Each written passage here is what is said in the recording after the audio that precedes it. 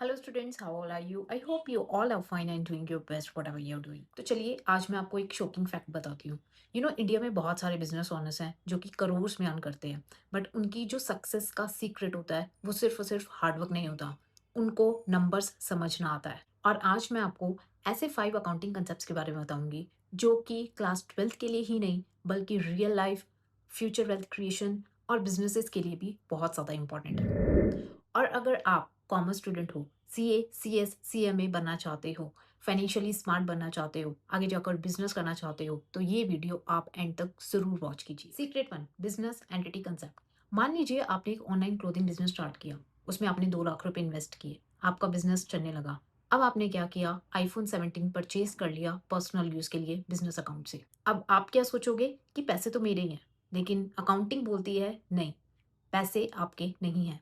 Business और जो owner है वो अलग-अलग है, यानी बिज़नेस और आप जो हैं वो अलग-अलग है।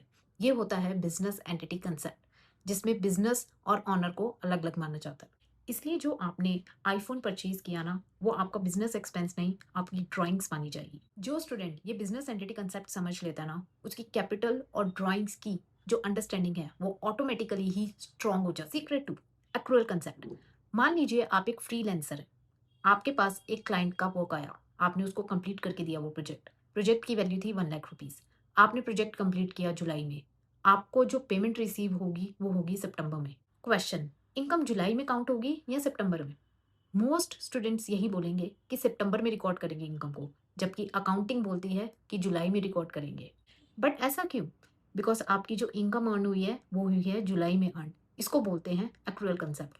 पेमेंट कब रिसीव हो रही है, कब नहीं रिसीव हो रही, उससे कोई फर्क नहीं पड़ता। आपने इनकम अर्न कब की है, उससे फर्क पड़ता है। इसको बोलते हैं एक्रूअल कंसेप्ट। तो आपकी इनकम जो है वो रिकॉर्ड होगी जुलाई में। इसीलिए बिजनेस प्रॉफिट्स और बैंक बैलेंस कभी कभी कंप्लीटली डिफरेंट होते हैं। Secret three, cash flow management. मान लीजिए एक कंपनी है, उसने 1 करोड़ का प्रॉफिट दिखाया। अब सुनने में तो ऐसा लगता है कि कंपनी काफी प्रॉफिटेबल है, बट रियलिटी में क्या है, कंपनी के पास अपने एम्प्लॉयज को सैलरी देने के लिए कैश ही नहीं है। पॉसिबल है ये? हाँ, पॉसिबल है।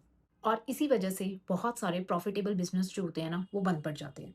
फॉर एग्जाम्पल, सेल आपने की 50 लाख की, आपने इसको इनकम रिकॉर्ड कर लिया 50 लाख का, आपको इसके ऊपर प्रॉफिट भी हो गया, बट कस्टमर ने अभी तक पेमेंट ही नहीं किया, तो आपके पास कैश तो आया नहीं, आपके पास पेमेंट तो आई नहीं। इसको बोलते हैं कैश फ्लो प्रॉब्लम। सो हम कह सकते हैं profit is vanity but cash is reality. Secret four, assets और लाइबिलिटी। मान लीजिए आपने एक लैपटॉप लिया 80,000 का और आपने एक एजुकेशन लोन लिया 5 लाख का, तो लैपटॉप हो गया आपका असेट एंड एजुकेशन लोन हो गया आपका लाइबिलिटी। सुनने में सिंपल लगता है ना? तो चलिए अब एक कॉम्प्लिकेटेड एग्जांपल लेते हैं। मान लीजिए आपने एक कार परचेज की। अगर वो कार पर्सनल यूज के लिए है तो हो सकता है वो वेल्थ क्रिएट ना करे, लेकिन अगर वही कार उबर बिजनेस में इनकम जनरेट कर रही है तो वो अकाउंटिंग और फाइनेंस की लैंग्वेज में प्रोडक्टिव असेट बन सकती है। सो असेट परचेज करने पर फोकस करो, लाइबिलिटीज को ही असेट मत समझो। Secret five, financial statement. मान लीजिए आप शार्क टैंक में गए, शार्क्स ने आपसे पूछा आपका प्रॉफिट कितना है, आपके असेट्स कितने हैं, आपकी लाइबिलिटीज कितनी है, आपकी कैश कितनी है।